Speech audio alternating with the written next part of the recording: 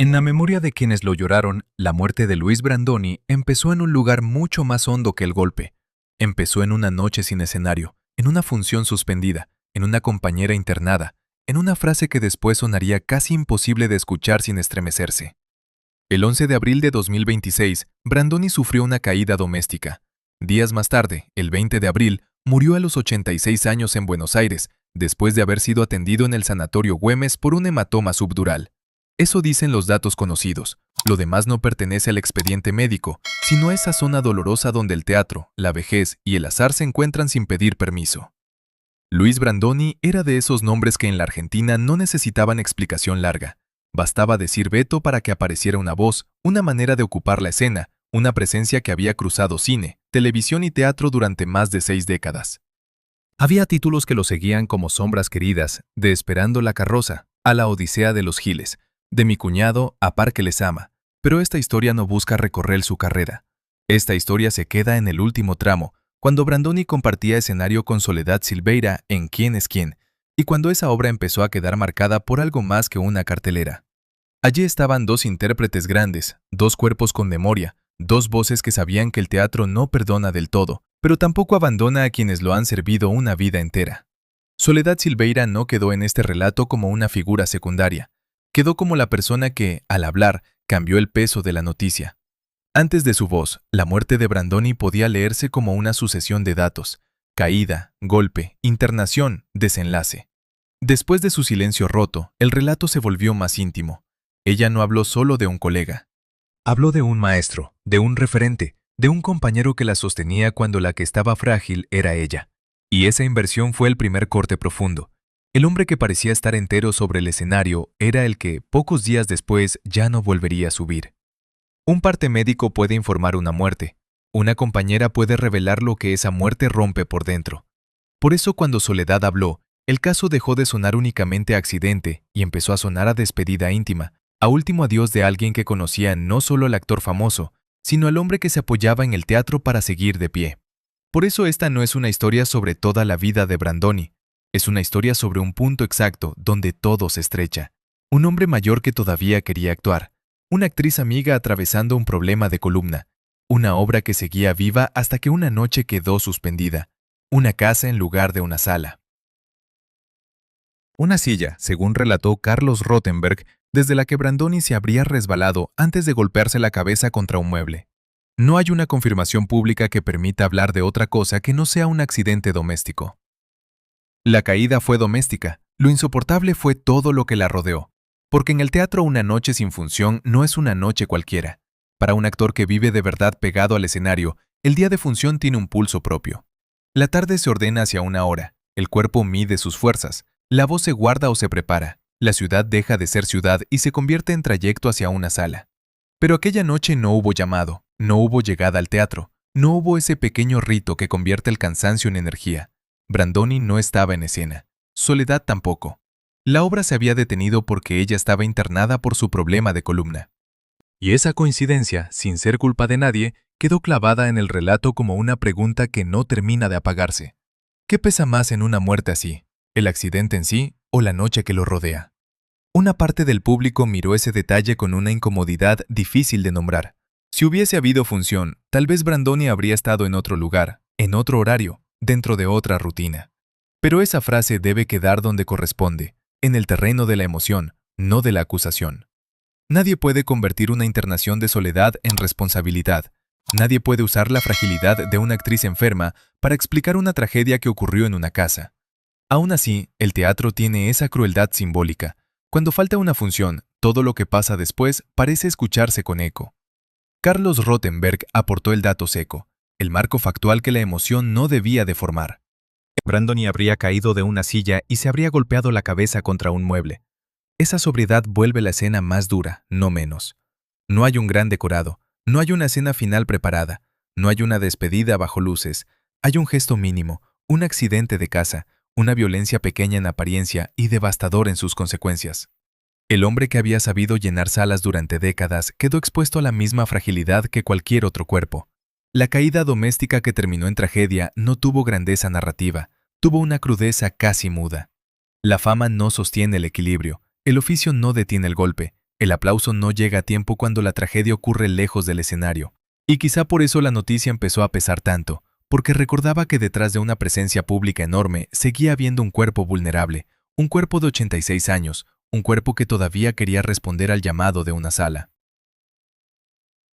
Después llegó el Sanatorio Güemes. Durante los primeros días todavía hubo una zona de espera, una esperanza prudente, esa forma de respiración contenida que aparece cuando una noticia grave todavía no se ha convertido en pérdida.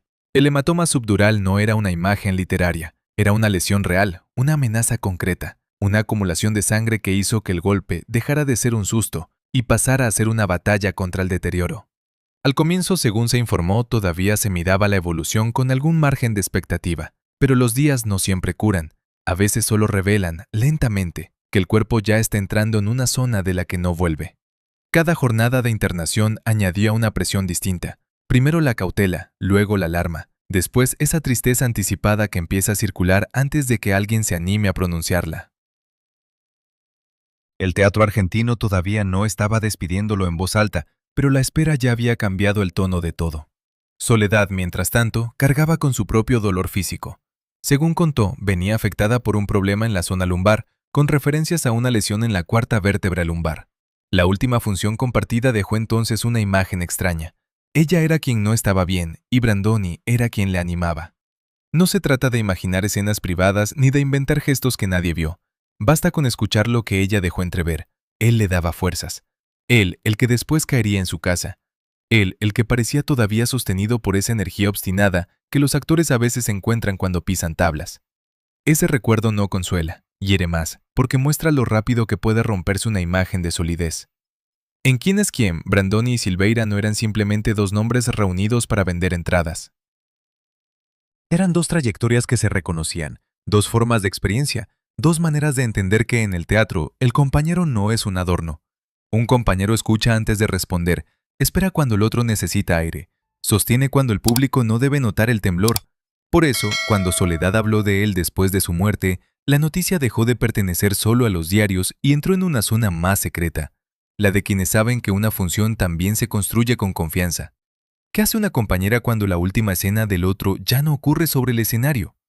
La respuesta de Soledad no fue una explicación, fue un duelo. Ella recordó que Brandoni decía que el escenario lo curaba todo. La frase podría parecer hermosa si no estuviera puesta al lado de un hospital, de una caída, de una función suspendida. Pero ahí, en ese contraste, se volvió más pesada. ¿Qué cura exactamente un escenario? No cura un hematoma. No recompone una vértebra, no devuelve los años, pero puede curar otra cosa, la sensación de no servir, el miedo a quedar afuera, la soledad que aparece cuando el cuerpo envejece y el mundo empieza a hablar de uno en pasado. Para Brandoni, según lo que recordó Soledad, actuar no parecía una costumbre. Parecía una forma de seguir respirando con sentido. Esa es la grieta íntima de esta historia. Brandoni no murió como un hombre retirado que ya había cerrado la puerta de su oficio. Murió cuando todavía había una obra, una compañera, una sala, un público posible. Su muerte no cayó sobre una carrera clausurada, sino sobre una continuidad interrumpida. La edad estaba ahí, claro. 86 años no son un detalle. El cuerpo a esa edad negocia cada día con límites nuevos, aunque la voluntad siga queriendo salir, ensayar, llegar, decir, responder, recibir el aplauso final. Lo trágico no es solo que un actor viejo caiga. Lo trágico es que caiga cuando todavía parecía organizado alrededor de la próxima función. La prensa argentina habló de conmoción en el mundo cultural, y no era una palabra vacía. Brandoni había sido una presencia larga, discutida a veces, querida por muchos, imposible de borrar de la memoria artística del país.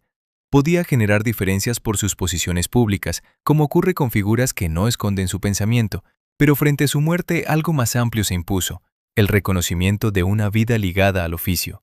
La despedida no borró las complejidades de su figura, las dejó en segundo plano, porque ante una muerte así, el teatro pregunta menos por la polémica y más por la ausencia.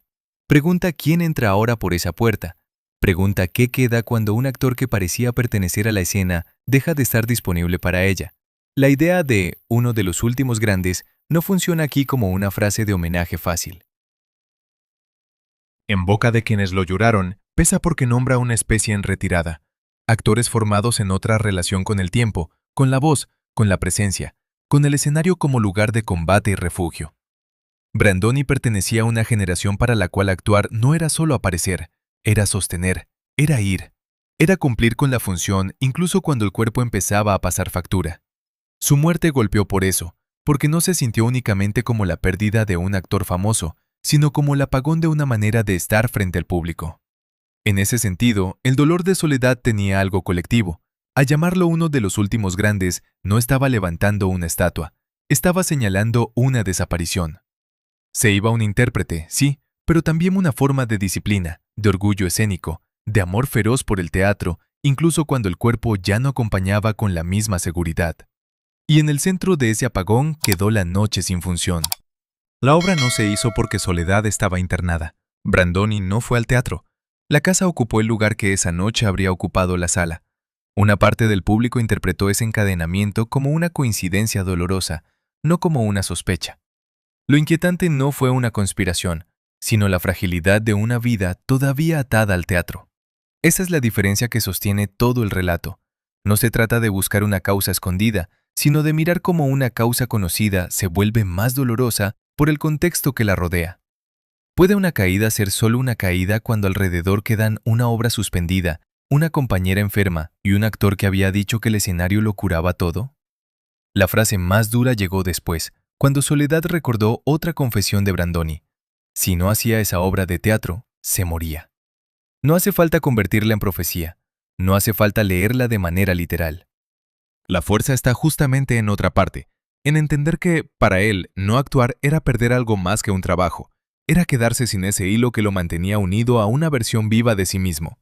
Dicha antes, la frase podía sonar intensa, teatral, propia de un hombre de escena. Escuchada después de su muerte, junto a la noche en que no hubo función, se vuelve una llave. Abre una habitación donde el dolor deja de ser solo físico y empieza a ser existencial. Soledad Silveira, al romper el silencio, no reveló un secreto escondido, reveló el tamaño de una pérdida. Recordó a un Brandoni que la cuidaba, que le daba fuerza, que encontraba en el escenario una medicina que ningún parte médico podía registrar. Su dolor tiene algo especialmente cruel. Ella estaba atravesando una lesión. Ella era la que había obligado a suspender la función. Ella era la que no estaba bien en la última imagen compartida, y sin embargo fue él quien terminó ausente para siempre. Esto no señala culpas, señala la violencia del azar, señala cómo, a veces, la vida ordena los hechos de una manera que nadie puede mirar sin sentir un nudo. Para Soledad, además, el duelo tenía una forma especialmente íntima. No era solo llorar a un colega admirado por todos, sino cargar con el recuerdo inmediato de haber estado al lado de un hombre que, en su memoria reciente, seguía activo, atento, generoso, más cerca de la función que de la despedida. Durante los días de internación, el relato público fue cambiando de temperatura. Primero el accidente, luego la vigilancia médica, después la inquietud, finalmente la noticia que ya no dejaba espacio para esperar. El 20 de abril de 2026, Luis Brandoni murió a los 86 años. La fecha cerró el parte, pero abrió otra cosa, la necesidad de reinterpretar los días anteriores. El 9 de abril, la última función compartida, el 11, la caída, luego el sanatorio Güemes, en medio la obra suspendida, la columna de Soledad, la silla, el mueble, el golpe.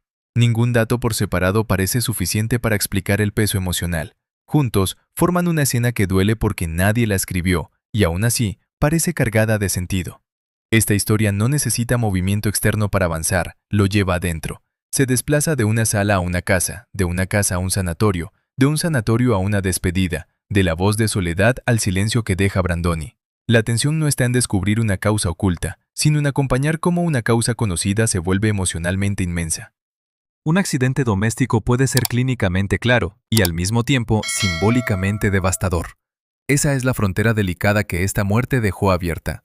Si se cuenta con ligereza, se vuelve sensacionalismo. Si se cuenta con frialdad, se pierde el corazón de la historia. El punto exacto está entre ambas cosas. Aceptar el accidente doméstico como hecho y, al mismo tiempo, no negar que ese hecho arrastró una carga emocional que solo se entiende desde el teatro. Buenos Aires, con su memoria teatral, entendió esa frontera. En una ciudad donde una sala puede volverse parte de la biografía de un espectador, la ausencia de un actor no se mide solo en titulares. Se mide en la cartelera que ya no lo tendrá, en la obra que queda herida, en los compañeros que deben hablar de él en pasado, en el público que descubre que aquello que parecía seguir disponible ya no lo está. La muerte de Brandoni tocó ese nervio porque llegó cerca del escenario, demasiado cerca para sentirse como una retirada natural. No fue el final de alguien lejano al oficio, fue la interrupción de alguien que todavía parecía tener una cita pendiente con la luz. Lo más doloroso es que el teatro, ese lugar que él sentía como cura, no pudo hacer nada frente al golpe. Esa impotencia vuelve más humano todo el relato. El escenario no salva de una caída, no detiene el deterioro de un cuerpo, no negocia con la sangre ni con edad, pero sí explica por qué la caída dolió tanto. Si Brandoni hubiera vivido sus últimos años lejos de la escena, el país habría despedido una trayectoria. Pero como seguía ligado a una obra, a una compañera y a una función que no llegó a hacerse, la despedida adquirió otra textura. Pareció menos un cierre y más una interrupción. La voz de Soledad hizo visible esa interrupción. Cuando una compañera habla desde el dolor, no habla como una cronista, habla desde un lugar donde los recuerdos todavía no se han ordenado. Por eso sus palabras tuvieron fuerza.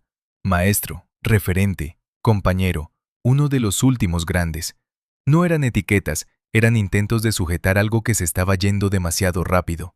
En su homenaje había admiración, pero también desconcierto.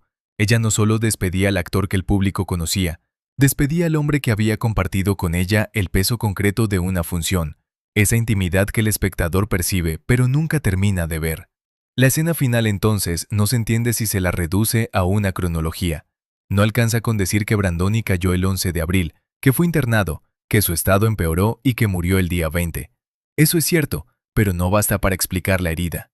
La herida está en la superposición, la función que no fue, Soledad internada, Brandoni en casa, el accidente doméstico, el sanatorio, la frase sobre morir si no podía hacer la obra, y después la compañera obligada a poner palabras donde antes había réplica, presencia, escenario compartido. Ahí el relato deja de ser una noticia y se convierte en un último acto sin telón. Y ese último acto no tiene una imagen grandiosa, tiene una silla, tiene un mueble, tiene una cama de internación nombrada por la prensa, tiene una actriz con dolor de columna hablando de otro dolor más grande. Tiene un país cultural preguntándose cómo se despide a alguien que parecía hecho para seguir entrando a escena. Tiene sobre todo una contradicción que no se resuelve. Brandoni creía, o al menos repetía, que el escenario curaba todo, pero la noche que empezó a empujar su final fue una noche sin escenario. No hay acusación en esa frase, hay desamparo. Hay una imagen que se queda suspendida, la sala que no lo recibió, la casa que sí lo encontró, la compañera que no podía actuar y que después tuvo que hablar por los dos, como si el silencio del otro necesitara una voz conocida para no perderse del todo. Quizá por eso no fue solo un accidente, queda como una expresión peligrosa si se la dice mal, pero necesaria si se la entiende bien. No fue solo un accidente en la memoria de quienes lo lloraron, porque arrastró consigo el peso de una obra suspendida, el dolor de soledad, el miedo al cuerpo que envejece, la soledad de una casa en lugar del teatro, y la conciencia de que una generación de actores argentinos se está yendo sin que aparezca una forma sencilla de reemplazarla. Fue un accidente doméstico, pero el duelo que dejó fue público, teatral, íntimo y cultural a la vez. Al final, Soledad Silveira no rompió el silencio para hacer más grande el misterio. Nos rompió para hacer más grande la verdad emocional. Su voz permitió mirar a Brandoni no como una estatua de trayectoria, sino como un hombre que todavía necesitaba actuar, que aún encontraba sentido en la función, que todavía podía darle fuerza a una compañera cuando ella estaba herida. Ese es el Brandoni que duele más, no el de los homenajes prolijos, sino el de la última energía, el de la obra todavía abierta, el de la frase que ahora vuelve con una dureza nueva. Luis Brandoni murió después de una caída doméstica, pero el vacío que dejó no cabe en esa descripción. Quedó una función suspendida, quedó una compañera hablando con la voz partida, quedó el eco de un hombre que parecía vivir para el escenario y que en su última curva fue alcanzado por una fragilidad cinépica. Quedó una silla vacía donde antes había oficio, ironía, presencia, respiración teatral. Y quedó una pregunta que no busca culpables, solo memoria. Cuando un actor ha vivido como si el escenario fuera su manera de seguir en pie, ¿dónde empieza realmente su último acto?